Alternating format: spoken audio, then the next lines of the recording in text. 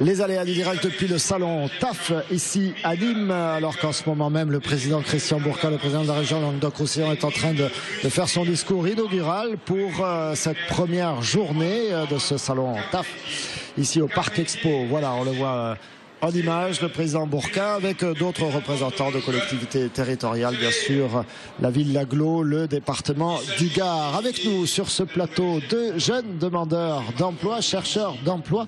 Il s'agit de Priscilla Merlin. Bonjour, merci d'être avec nous. Le micro très près parce qu'il parle très très fort, hein, le président de la région.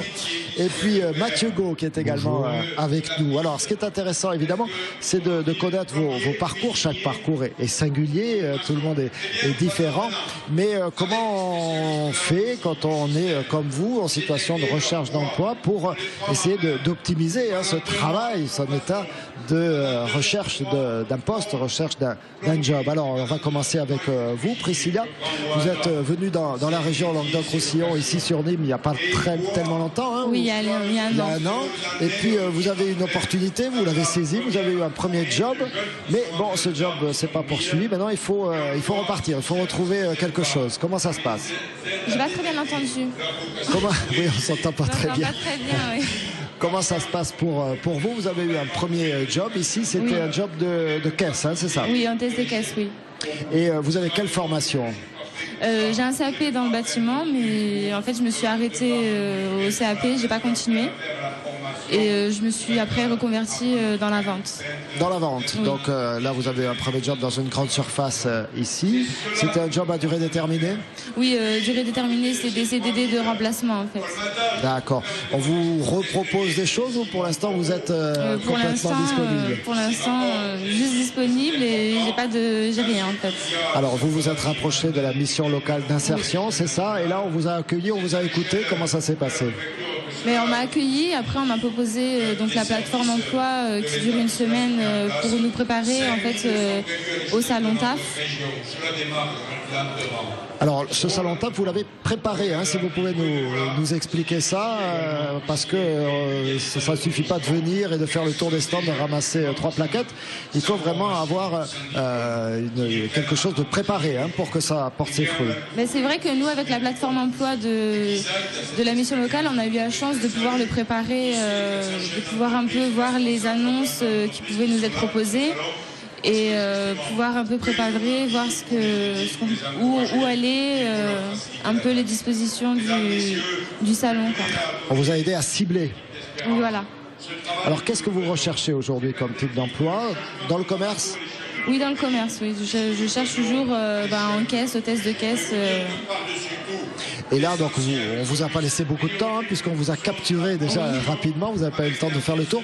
Mais vous avez eu quelques échos, vous avez des solutions, vous avez vu des offres ou des entreprises qui pourraient être intéressantes pour vous?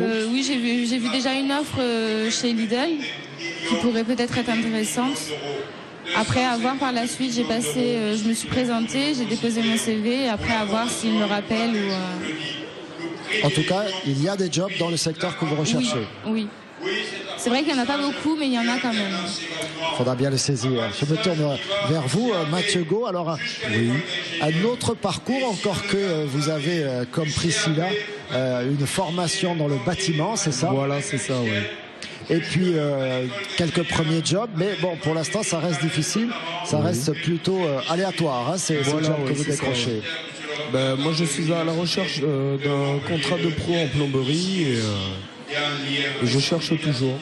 Donc un contrat pro, ça veut dire un contrat en alternance avec de la formation. Oui, c'est ça, oui. Plutôt dans quel domaine? Alors plus précisément, le bâtiment, mais plus précisément la plomberie.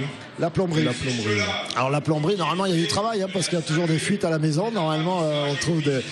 On dit que c'est difficile d'avoir des plombiers. Il y a la crise en ce moment et c'est vrai que pour trouver un employeur, c'est très compliqué de nos jours. Alors c'est compliqué, mais en même temps ce sont des jobs manuels qui normalement offrent des possibilités quand même, offrent des débouchés.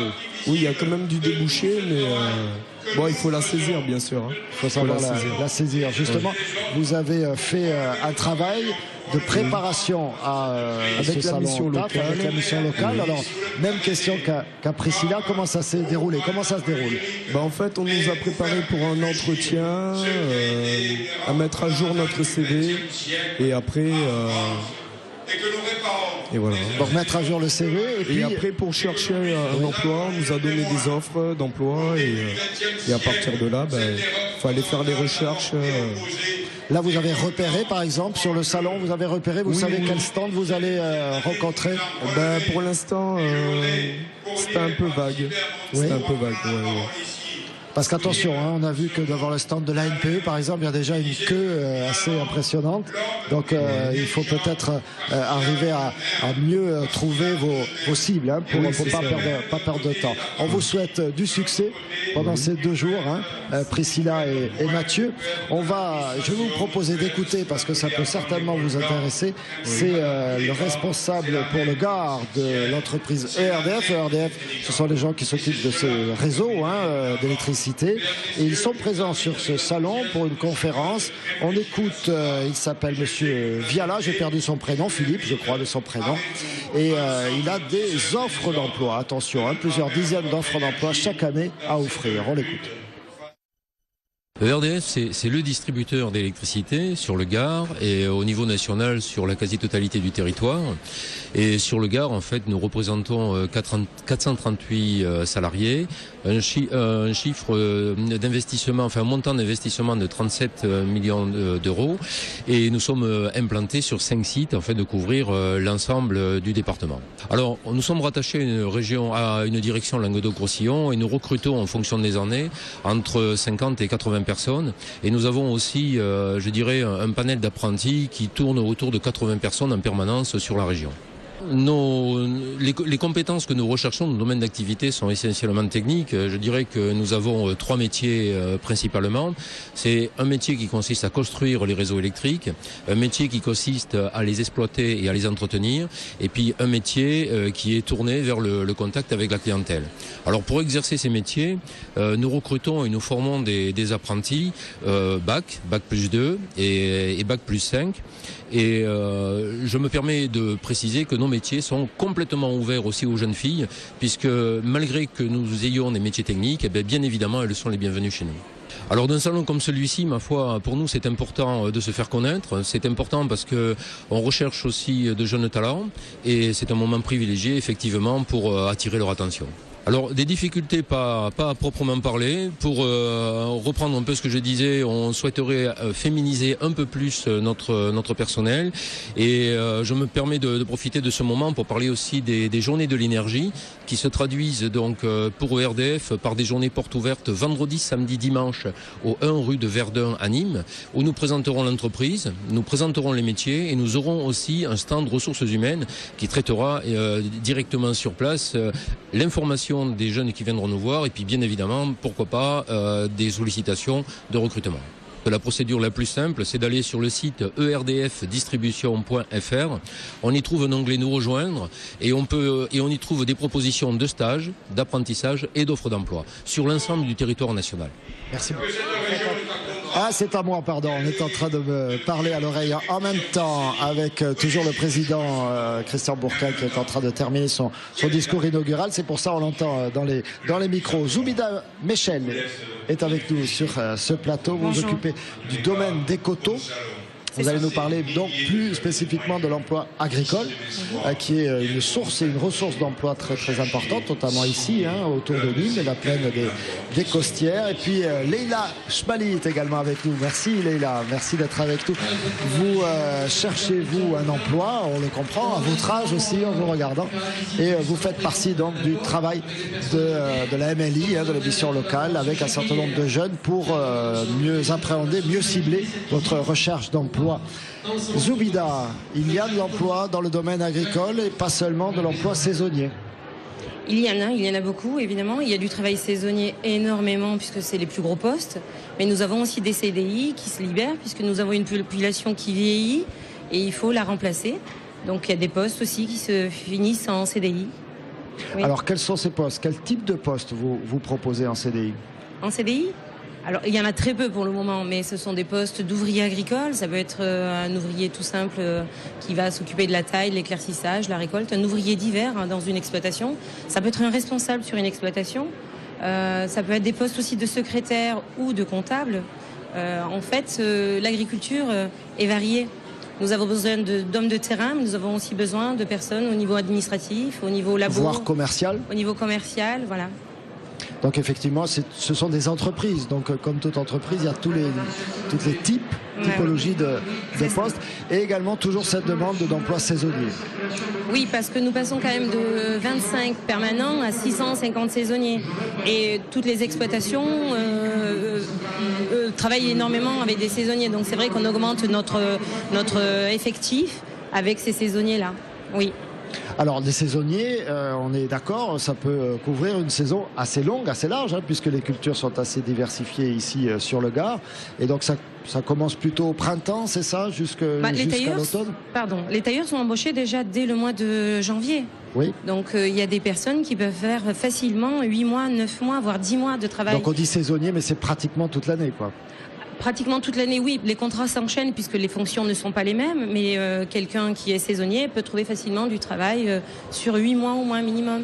S'il sait tailler et faire de l'éclaircissage, voilà, on peut trouver facilement. Donc il pourra enchaîner sur d'autres contrats, ensuite les cueillettes diverses. Voilà, les cueillettes, le conditionnement pour les personnes qui souhaitent plutôt travailler à l'intérieur. Voilà. Leïla, vous avez entendu, c'est pas quelque chose qui pourrait vous tenter, vous intéresser, bien ça sûr. Comme j'ai entendu, elle parlait de secrétaire. Et ça, c'est quelque chose qui m'intéresse beaucoup, mais en apprentissage pour pouvoir faire un bac pro, c'est quelque chose qui m'intéresse beaucoup. Alors, ce qui est intéressant avec votre parcours à vous et puis la carrière vers laquelle vous vous destinez, c'est qu'effectivement, tout ce qui est gestion, mais ça concerne tous les secteurs d'activité finalement. Oui. Comment vous avez choisi? Pourquoi vous avez dit, tiens, je vais plutôt aller vers ce secteur-là? J'ai déjà un BEP accueil secrétariat que j'ai fait en alternance. Et ça me plaît donc, dans l'alternance. Et c'est pour ça que je voulais continuer pour avoir un bac pro, pour pouvoir plus avoir des chances de trouver un travail. Donc en alternance, ça veut dire en partie en formation, en partie dans l'entreprise. Et effectivement, ça permet de se confronter à la réalité du job, à la réalité de l'entreprise. Là, vous cherchez clairement une formation en bac pro, en alternance. Pro, oui. Vous avez déjà des idées, vous avez déjà des pistes, vous avez repéré? J'ai trouvé une école. Il ne me reste plus qu'à trouver un patron pour pouvoir signer un contrat sur 2 ans. Zoubida, vous prenez ce type de contrat dans le domaine agricole qui alterne comme ça? Oui, ce sont des formules intéressantes. C'est une possibilité. Pour le moment, on n'en a jamais pris parce que c'est vrai qu'au bureau, nous sommes déjà au complet. Nous prenons souvent des personnes qui sont demandeurs d'emploi pour les saisons pour compléter au bureau. Mais c'est vrai que pour le moment, nous n'avons jamais fait appel à un contrat d'apprentissage. C'est pas non plus quelque chose qu'on ne pourrait pas faire. Bon, c'est quelque chose d'envisageable. C'est une piste qui est tout à fait envisageable. Alors, chez vous, peut-être pas, mais peut-être dans d'autres domaines. Oui, ou ça peut être pour un poste de secrétaire, ça peut être pour un poste aussi en maintenance. Voilà. Après, en secrétariat, nous n'avons peut-être pas effectivement besoin de quelqu'un en plus sur toute une année, même si c'est en apprentissage. Leïla, c'est la formation que vous faites, formation entre guillemets, les conseils qui vous ont été donnés au sein de la MLI, ça vous aide? Oui, ça nous aide beaucoup. On trouve beaucoup d'offres et c'est à nous de postuler et essayer de trouver. De faire le tri et de vous imposer. De regarder ce qui nous intéresse. Vous sentez qu'il y a une écoute favorable là, des gens que vous rencontrez sur les stands? Oui. Oui? Oui. Franchement, oui. Elle dit franchement, oui. Oui. Et votre sourire fait plaisir. Merci beaucoup, Leïla Chmali, d'être venue sur notre plateau. Merci à Zoubida également. Et puis, merci à vous. Mais restez avec nous. Dans un instant, la 3e partie des aléas du direct, toujours depuis le salon TAF à Nîmes.